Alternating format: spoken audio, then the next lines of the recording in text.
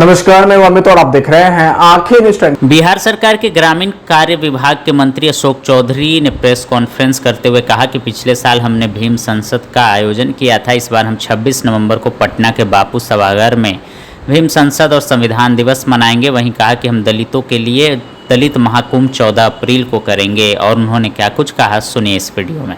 सभी पत्रकार बंधु को दुर्गा पूजा की बहुत शुभकामना। आज महाअष्टमी है और आज से दशहरा की छुट्टी भी हो गई है। पूरा देश जो है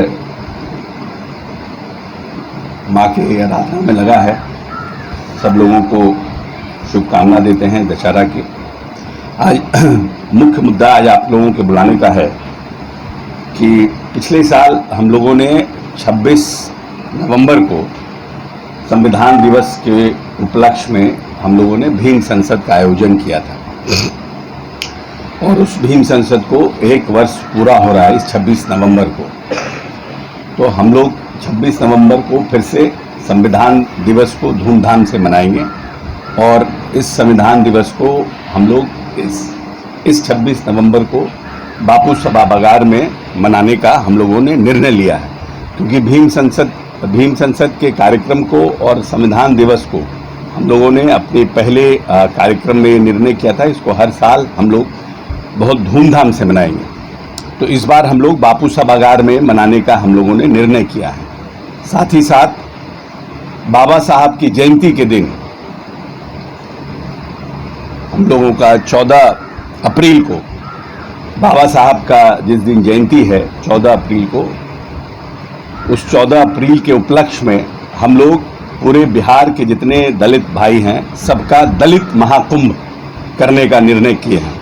क्योंकि भीम संसद का कार्यक्रम 26 नवंबर को अगर हम लोग करेंगे तो वो संविधान दिवस है, लेकिन जिस तरह से हमने कहा था कि हम भीम संसद हर बार करेंगे, तो इस बार जो दलितों के जो इस प्रदेश में कार्यक्रम हुए हैं और दलितों के उत्थान के लिए जो कार्यक्रम हुए हैं उन सबको उत्साह के रूप में बनाने के लिए दलित महाकुंभ 14 अप्रैल को हम लोग करेंगे। ये जगह कहाँ होगा, या तो वो गांधी मैदान होगा या फिर जहाँ हम लोगों ने वेटनरी कॉलेज, ये इसका निर्णय अभी हम लोग सब लोग और भी हमारे जो माननीय मंत्री लोग हैं उन लोगों के साथ बैठ करके हम लोग तय करेंगे। लेकिन एक बड़ा कार्यक्रम हम लोग 14 अप्रैल को दलित महाकुंभ के नाम से करने का हम लोगों ने निर्णय लिया है। और भीम संसद में जितने लोग हम लोगों के साथी थे उन सब से हम लोगों ने बात किया है, चर्चा किया है। तो एक बार दोबारा, क्योंकि हर साल हम लोगों का करने का निर्णय था, तो इसलिए संविधान दिवस को हम लोग थोड़ा छोटे तौर पर कर रहे हैं और बाबा साहब की जयंती को दलित महाकुंभ के रूप में मनाने का हम लोगों ने निर्णय किया है। क्योंकि इन 18-19 वर्ष के कार्यकाल में माननीय नेता नीतीश कुमार ने जिस तरह से जो दबे कुचले लोग हैं उनको उभारने के लिए और उनको आगे बढ़ाने के लिए सामाजिक रूप से, राजनीतिक रूप से और आर्थिक रूप से जो कार्यक्रम प्रदेश में चलाए हैं, इसलिए हम लोग बाबा साहब ने हमें संविधान के माध्यम से हमें अधिकार दिया, तो हम संविधान दिवस मना रहे हैं। और बाबा साहब की जयंती को, जैसे हमने कहा था पिछली बार भी कि जिस तरह से हम होली और दिवाली मनाते हैं, जिस तरह हम धूमधाम से दशहरा मनाते हैं, एक ऐसा व्यक्ति है जिसने हमें समान जीवन जीने का अधिकार दिया है। इसीलिए उस दिन हम सब बिहार के जितने दलित भाई हैं सभी लोग मिल करके दलित महाकुंभ का आयोजन करेंगे। लोग तो हर तरह के लोग हर तरह से आरोप लगाते रहते हैं संविधान समाप्त करना, इसीलिए तो हम लोग कहाँ कोई संविधान दिवस मनाता है। संविधान दिवस तो हम ही लोग मनाते हैं बाबा साहब का। कोई राजनीतिक दल संविधान दिवस कहाँ मनाता है? पिछले साल हम ही लोग संविधान दिवस मनाए। जो लोग कह रहे हैं कि हम संविधान खत्म हो रहा है वो तो संविधान दिवस भी नहीं मनाते हैं। हम ही लोग पिछले साल से, और हमारी पार्टी जो है पिछले साल से और उसके पहले से संविधान दिवस मनाने का काम कर रही है। जिस संविधान के माध्यम से हमें अधिकार मिला उसका हम लोग धूमधाम से उसको मनाने का काम करेंगे। और बाबा साहब जिन्होंने संविधान में हमें अधिकार दिया उनकी जयंती को हम लोग धूमधाम से मनाएंगे। हाँ, सब लोगों को हम लोग आमंत्रित करेंगे, माननीय नेता को भी आमंत्रित करेंगे, सब लोगों को, जो दलित हितैषी जितने भी हमारे नेता हैं सबको हम लोग आमंत्रित करेंगे। और खास करके हमारे नेता नीतीश कुमार जी को आमंत्रित करेंगे। दलित महाकुंभ का फैसला इसलिए तो नहीं है कि विधानसभा का चुनाव भी उसी वर्ष होगा। बीजेपी कहती है कि हमारे साथ दिल्ली चाहती है कि उनको जोड़े एक महाकुंभ के रूप में, ये चर्चा भी नहीं, देखिए, हम लोगों ने पिछले साल भीम संसद किया था, तो उसी साल हम लोग निर्णय किया था इसको हर साल धूमधाम से मनाएंगे।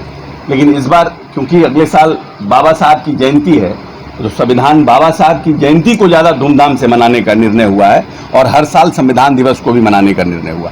तो हम दो बहुत बड़ा कार्यक्रम करने में सक्षम नहीं हो पाएंगे, इसलिए संविधान दिवस को बापू सभागार में और दलित महाकुंभ को जो बाबा साहब की जयंती है उस दिन उसको हम लोग या तो सब जैसा निर्णय होगा सभी लोगों से राय विचार के बाद या तो गांधी मैदान या फिर वेटनरी में, हम लोग दोनों जगह में से किसी मैदान में करेंगे। हाँ, पूरी टीम यात्रा पर निकलेगी। सभी अनुमंडलों में हम लोग बैठक करेंगे, सभी जिलों में जो बड़े बड़े जिले हैं सभी जिलों में कोशिश होगा, अनुमंडल में होगा, प्रमंडल में हम लोग मीटिंग करेंगे दलित महाकुंभ के लिए।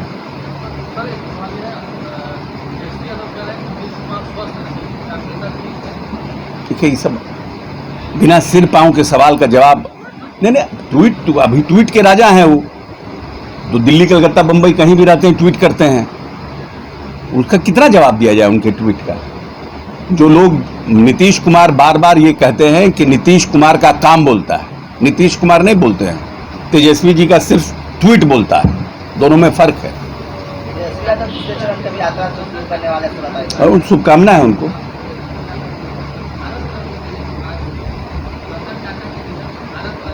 नहीं, रतन टाटा जी देश की बड़े मतलब किसी पुरस्कार, किसी विभूषण से रतन टाटा मानवीय रूप से एक बड़ा व्यक्तित्व थे, देश की एक बड़ी क्षति हुई। लेकिन जो जीवन में पैदा होता है उसको जाना होता है, तो हम समझते हैं कि रतन टाटा के लिए पूरा देश मर्माहित है। कोई जाति, धर्म, पार्टी, पॉलिटिकल पार्टी, सामाजिक क्षेत्र के लोग, सभी लोग मर्माहत हैं। इसलिए रतन टाटा के लिए हम समझते हैं कि भारत कोई भी सभी रत्न से ऊपर है रतन टाटा। प्रस्तावित दोनों कार्यक्रमों से आप किस तरह का मैसेज देना चाहेंगे?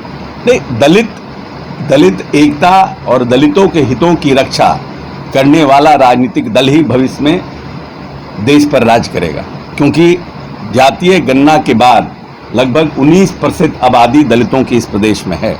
तो एकजुट रहना, वैसे राजनीतिक दल के साथ रहना जो उनके हितों की रक्षा करता है, ऐसे नेता के साथ रहना जो भविष्य में उनके आने वाली पीढ़ी, आने वाली संतति को जो आगे बढ़ाना चाहता है, राजनीतिक रूप से सबल करना चाहता है, उनके साथ एकजुट होकर राजनीतिक निर्णय करना।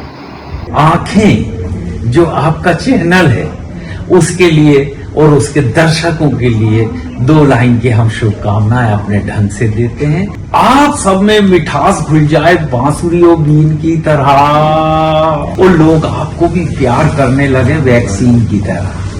हंसते रहें, मुस्कुराते रहें और देखते रहें आंखें न्यूज 24। अगर आपने अभी तक हमारे चैनल को सब्सक्राइब नहीं किया है तो हमारे चैनल को जल्द से जल्द सब्सक्राइब करें, लाइक करें, शेयर करें। अगर आप भी अपने दुकान, प्रतिष्ठान, school, college, coaching centre, restaurant, cafe का विज्ञापन देना चाहते हैं, वो भी किफ़ायती दर पर, तो आंखें न्यूज़ 24 लेकर आया है आपके लिए एक सुनहरा मौका। आंखें न्यूज़ 24 न्यूज़ पोर्टल की दुनिया में बिहार का सबसे उभरता हुआ चैनल, जहां बिहार झारखंड से जुड़े तमाम बड़ी खबरें देखने को मिलती है। तो देर किस बात की, आज भी जुड़े आंखें न्यूज़ 24 के साथ। संपर्क करें हमारे व्हाट्सएप नंबर 8935876430 पर। क्या आप पत्रकारिता के क्षेत्र में अपना कैरियर बनाना चाहते हैं? तो आज ही Royal Ashoka institute of mass communication and journalism में अपनी जगह सुनिश्चित करें। आर्यभट्ट ज्ञान विश्वविद्यालय पटना से मान्यता प्राप्त 100% प्लेसमेंट के साथ royal Ashoka institute of mass communication and journalism नामांकन जारी है। हमारा पता है DS/16 गायत्री मंदिर के समीप, कंकड़ बाग, पटना 8,20,000। आप हमें संपर्क भी कर सकते हैं। हमारा मोबाइल नंबर है 9955456126।